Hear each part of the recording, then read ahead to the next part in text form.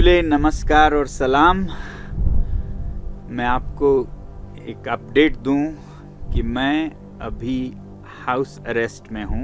I am under house arrest, actually worse than house arrest. इसके बारे में मैं थोड़ी देर में बताऊंगा। पहले ये कहूं कि मैं सब लोगों को जिन्होंने कल 26 जनवरी को अनशन किया और लद्दाख के जलवायु और लोगों और संस्कृति की संरक्षण है, उसके मत में अलग अलग जगहों से अनशन किया गया एक दिन का।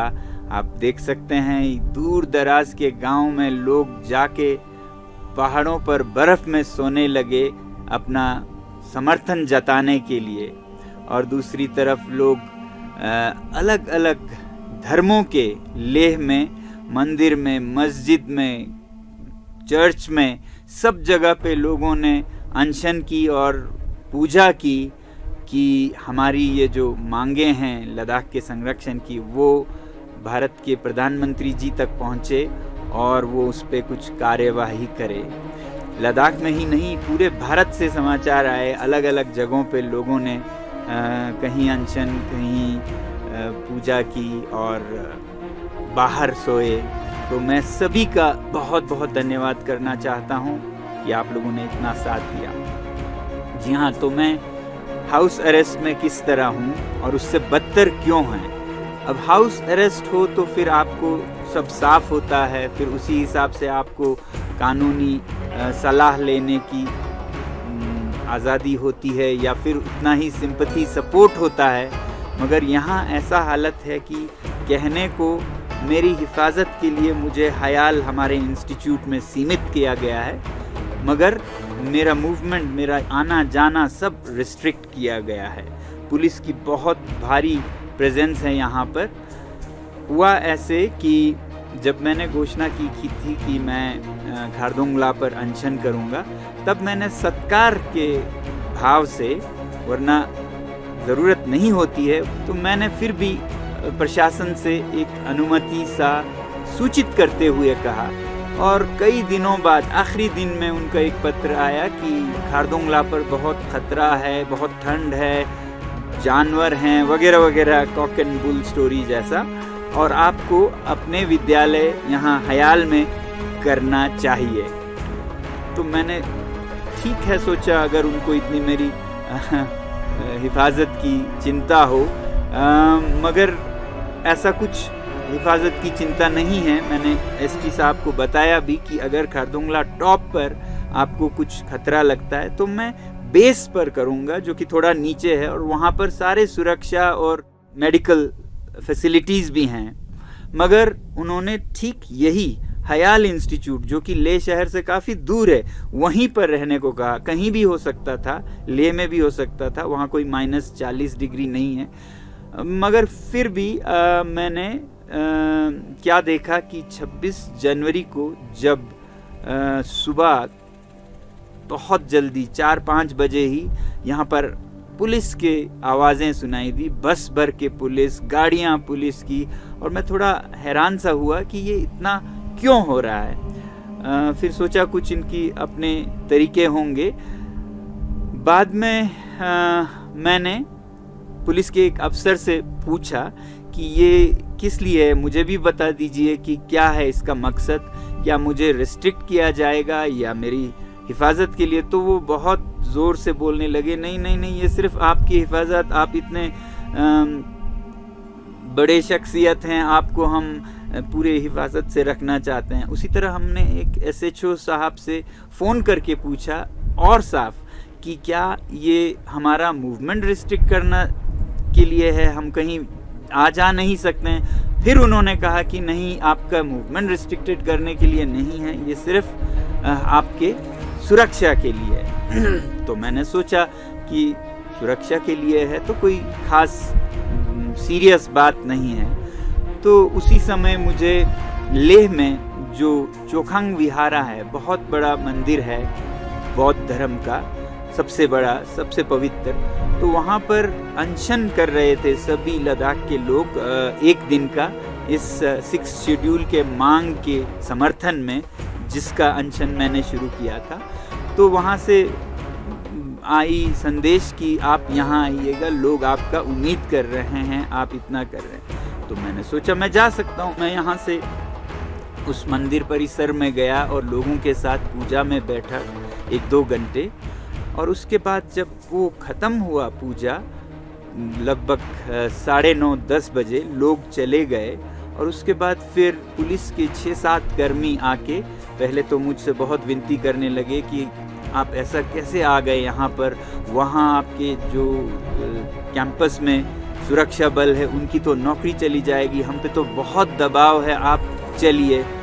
और फिर धीरे धीरे वो खींचने लगे, धक्के दे के लेने लगे, और यहाँ तक कि उस परिसर का दरवाज़ा बंद था, ताला लगा था, तो वो मुझे दीवार के ऊपर उठाकर, कई लोगों ने उठाकर फांद के धकेल के ले गए। देखने की बात ये थी कि 26 जनवरी जिस दिन हमने संविधान अपनाया, उसी दिन इन सारे नियम कानूनों का हनन हो रहा था, चिथड़े चिथड़े हो रहे थे।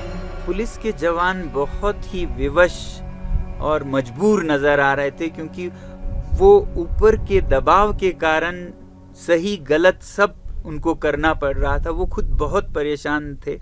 तो मेरी तो सहानुभूति है उनसे, मगर जो सिस्टम है उसके कारण पुलिस को मिसयूज़ किया जा रहा था। अब मेरी हिफाजत, मेरी सुरक्षा ऐसी कैसी कि जिसमें मेरी ही जान जा सकती थी, तो उनका सुरक्षा का कोई परवाह नहीं था। बस उनको ऊपर से बहुत स्ट्रॉन्ग ऑर्डर्स थे कि किसी भी हालत में इनको यहीं लाना है। सोचता हूँ तो पता लगता है कि ये मेरे सुरक्षा के लिए नहीं, बल्कि प्रशासन की, यूटी एडमिनिस्ट्रेशन अपनी सुरक्षा के लिए कर रहे हैं। वो चाहते हैं कि मेरी आवाज़ रिस्ट्रिक्टेड रहे यहाँ कैंपस में, जो कि ले से काफ़ी दूर है, क्योंकि सुरक्षा उनको उनके सरकार की चाहिए, जिसकी नाकामियां वो छुपाना चाहते हैं। वो नहीं चाहते कि इसको हाईलाइट हो जाए दुनिया में यूटी प्रशासन की नाकामियां।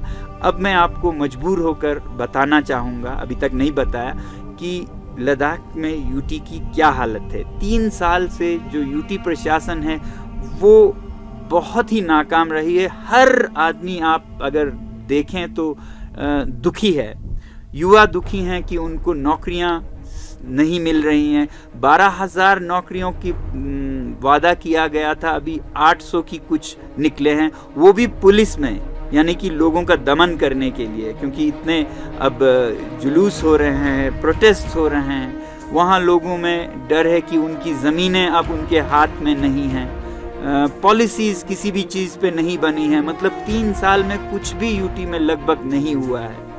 हाँ, फंड्स बहुत बड़े, यूटी के बहुत बड़े, 6,000 करोड़ का फंड है ऐसा कहा जाता है, मगर इतना ढीला ढाला प्रशासन है कि इसका बहुत बड़ा हिस्सा तो वापस चला जाता है लैप्स होके। हालांकि कहा गया था कि लद्दाख का बजट नॉन लैप्सेबल होगा। अब ये 6,000 करोड़ एक आदमी के डिसीजन पर है, लेफ्टिनेंट गवर्नर के, वो जहाँ भी खर्च करें।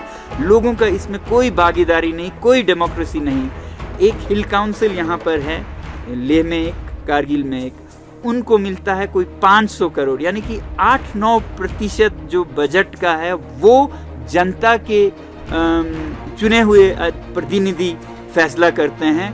बाकी 99% पे एक लेफ्टिनेंट गवर्नर अपना मनमानी करते हैं, मैं तो कहूँगा, क्योंकि ये पैसे जब खर्च नहीं हो रहे हैं तो वापस जा रहा है। इससे लोग बहुत परेशान हैं। जब यूटी को 3 साल हुए तो एक सर्वे किया गया था जिसमें लोगों से पूछा गया, आप यूटी सरकार के 3 साल के काम को 5 में से कितने नंबर देंगे। 95% से ऊपर लोगों ने 1 या 0 दिया। तो ये हालत है लोगों के जुबानी। इसको छुपाने के लिए वो भरसक प्रयत्न कर रहे हैं कि मेरी आवाज़ को रोका जाए। और 6 शेड्यूल जो कि एक जायज़ मांग है, कोई पॉलिटिकल पार्टी नहीं है जो इसके विरुद्ध हो। मैंने आपको कहा था बीजेपी के तो ये पहला चुनावी मैनिफेस्टो का मुद्दा है 6 शेड्यूल संरक्षण। कांग्रेस, आम आदमी पार्टी, नेशनल कॉन्फ्रेंस, सब के सब इसके लिए आवाज़ उठा रहे हैं। तो फिर ये पॉलिटिकल नहीं है, मगर फिर भी कोई 6 शेड्यूल की आवाज़ उठाए तो उसे FIR कर दिया जाता है। 1 साल पहले कुछ पत्रकार जिन्होंने 6 शेड्यूल के ऊपर कुछ अप्रूवल दिए सोशल मीडिया पर, उन पर एफआईआर निकाल दिया। कोई प्रोफेसर्स जिन्होंने अपने प्रोफाइल में 6 शेड्यूल की मांग का जिक्र किया, उन्हें कहीं का कहीं ट्रांसफ़र कर दिया गया। और यहाँ तक कि एक एंटरप्रेन्योर हैं जिन्होंने सिर्फ ये कहा कि अभी तेल और चावल महंगे हो गए हैं, उन पर एफआईआर कर दिया गया। ऐसी मनमर्जी चल रही है। और उससे भी हैरानकुन ये है कि जब उस एंटरप्रेन्योर ने एफआईआर को नकार दिया, उस पर कुछ भी नहीं किया, तो वो एफआईआर हवा में ही ख़त्म हो गया। और आज इस साल उन्हें स्टेट अवार्ड दिया गया। तो जहाँ जो भी दो, अंधेर नगरी बनाना रिपब्लिक सा बन गया है। कहीं एफआईआर निकाल दो, डर जाए तो, नहीं तो पुरस्कार दे दो। आज ही का समाचार है अभी कि आइस हॉकी का मैच हो रहा था लेह में, और वहाँ स्टेडियम में कुछ युवाओं ने 6 शेड्यूल पुकार कर मांग करना शुरू किया किसी बात पर, और पुलिस ने उन्हें पकड़कर थाने में ले गए हैं। 3 पर एफआईआर चल रहा है, ऐसा बताया जाता है। तो 6 शेड्यूल कहना कहाँ का जुर्म है? ये तो वही 6 शेड्यूल है जिसे हर पार्टी ने अपने टॉप मैनिफेस्टो में रखा था, सरकार ने भी। तो ये कैसे मनमर्जी का कानून है, अंधकार का कानून है कि आप 6 शेड्यूल कहें तो आपको थाने में ले जाएं। अगर ऐसा ही होता रहा तो बदकिस्मती ये होगी कि लद्दाख जैसे इलाके में, जो कि बहुत ही संवेदनशील है, जहां लोग इतने राष्ट्रभक्त हैं, वो एलियनेट हो जाएंगे और फिर क्या पता मिलिटेंसी तक ना पहुंच जाए, ऐसा मैं डरता हूं। इसलिए मैं तो ये कहूँगा अमित शाह जी से, कृपया आप हस्तक्षेप कीजिए। आप तक बातें नहीं पहुंचती होंगी। ज़मीन पर लोग बहुत दुखी हैं इस यूटी से, जिसके मन मर्जी से लद्दाख एक अंधेर नगरी सा बन गया है। वैसे ही यहाँ मुझे बताया जा रहा है कुछ नहीं है, सब नॉर्मल है, आप अनशन पर हैं, हम आपकी सुरक्षा के लिए हैं। मगर यहाँ 5 किलोमीटर दूर से जो भी यहाँ आते हैं उन पर गाड़ियाँ चेक की जा रही हैं। जो यहाँ आ जाते हैं उनका नाम लिखा जा रहा है। आज ही इंडिया टुडे ग्रुप से एक जर्नलिस्ट का ग्रुप आया था, उन्हें मुश्किल से आने दिया गया और कहा गया कि 30 मिनट ही मिलेंगे आपको। ऐसा कोई नियम कानून है कि जर्नलिस्ट को आप बताएं कि आप 30 मिनट ही मिल सकते हैं? वो बेचारे वापस चले गए क्योंकि 30 मिनट में कुछ नहीं हो सकता था। तो इसी तरह वो काटना चाहते हैं ऐसे हर अवसर को, जिससे कि मेरी आवाज़ दुनिया तक पहुंचे और जिससे कि हाईलाइट उनके नाकामियों पर हो। ये बदकिस्मती है, दुर्भाग्य है कि मुझे अब के जो हालात बन गए उसके कारण ये सब बताना पड़ रहा है, क्योंकि मैं ये अवॉइड कर रहा था। मैं तो केवल पर्यावरण और उसके संरक्षण तक अपने आप को सीमित कर रहा था, मगर जिस तरह से उन्होंने मुझे अब एक तरह से रिस्ट्रिक्ट कर रखा है, मुझे लगता है कि ये आवाज़ आप लोगों तक पहुंचने की ज़रूरत है। मैं चाहूँगा कि आप लोग भी इसके लिए आवाज़ उठाएं। भारत एक बनाना रिपब्लिक नहीं है, भारत विश्व का एक सबसे अग्रसर देश है। उसमें एक जो उसका सर का ताज है, वो अगर अंधेर नगरी बन जाए तो दुनिया के लिए हम क्या बताने के काबिल रह जाएं। बहरहाल मैं आप लोगों का बहुत बहुत धन्यवाद करता हूं और आपसे विनती करता हूं कि आप भी मेरी आवाज़ को आगे पहुंचाएं, प्रधानमंत्री जी तक पहुंचाएं, ताकि वो उनका ध्यान लद्दाख पर जाए और ये जो हालात हैं उन्हें ठीक करें। और दूसरी बात जो मैं कहता आया हूं कि वो लद्दाख के नेताओं को तुरंत वार्तालाप के लिए बुलाएं और एक नतीजा कुन फैसला दें लद्दाख के संरक्षण के बारे में, जो कि 6 शेड्यूल में निहित है, भारत का संविधान है। तो यूटी प्रशासन का ये चाल है कि मैं खारदुंगला तक नहीं जा पाऊँ और मेरी आवाज़ देश तक, देश के प्रधानमंत्री तक नहीं पहुंच पाए। ऐसे में आप बहुत बड़ा जादू कर सकते हैं। आप इस आवाज़ को इतना बांटिए, फैलाइए, पहुंचाइए मीडिया और सोशल मीडिया के ज़रिए कि वो उससे भी ज़्यादा बुलंद जाए। ऐसा आप ही कर सकते हैं।